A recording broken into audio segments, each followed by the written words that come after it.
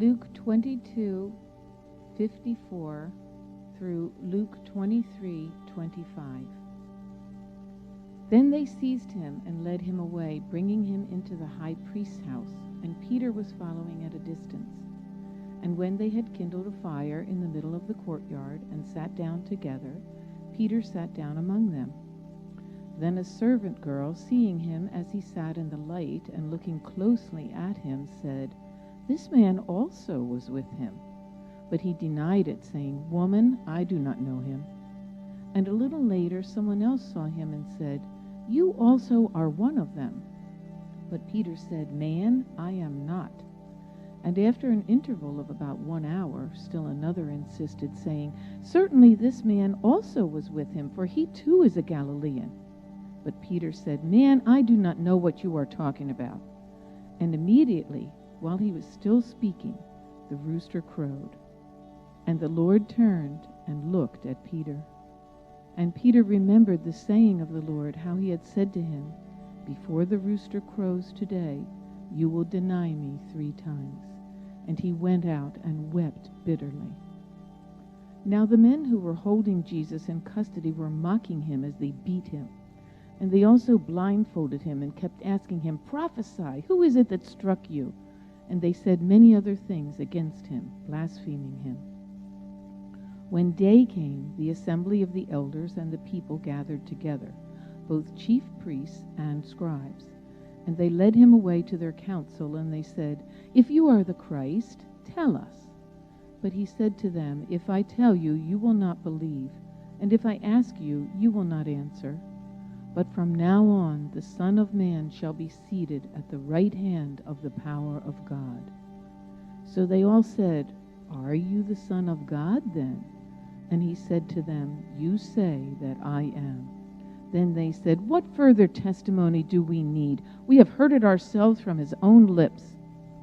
Then the whole company of them arose and brought them before Pilate.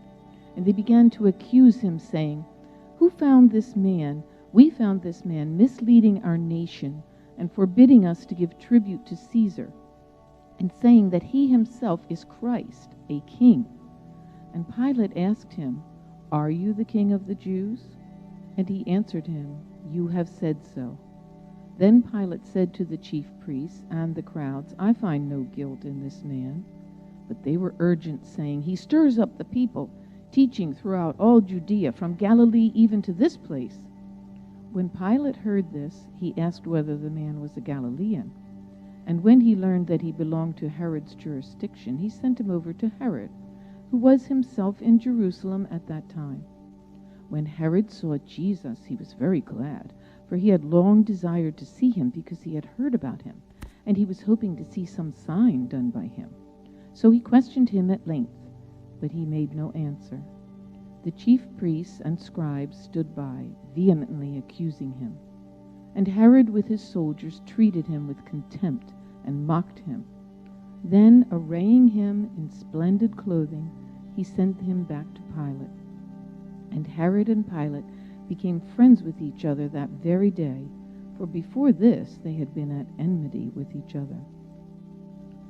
Pilate then called together the chief priests and the rulers and the people, and said to them, "You brought me this man as one who was misleading the people, and after examining him before you, behold, I did not find this man guilty of any of your charges against him. Neither did Herod, for he sent him back to us. Look, nothing deserving death has been done by him. I will therefore punish and release him." But they all cried out together, "Away with this man, and release to us Barabbas," a man who had been thrown into prison for an insurrection started in the city and for murder. Pilate addressed them once more, desiring to release Jesus, but they kept shouting, "Crucify! Crucify him!" A third time he said to them, "Why? What evil has he done? I have found in him no guilt deserving death. I will therefore punish and release him." But they were urgent, demanding with loud cries that he should be crucified, and their voices prevailed. So Pilate decided that their demand should be granted. He released the man who had been thrown into prison for insurrection and murder, for whom they asked, but he delivered Jesus over to their will.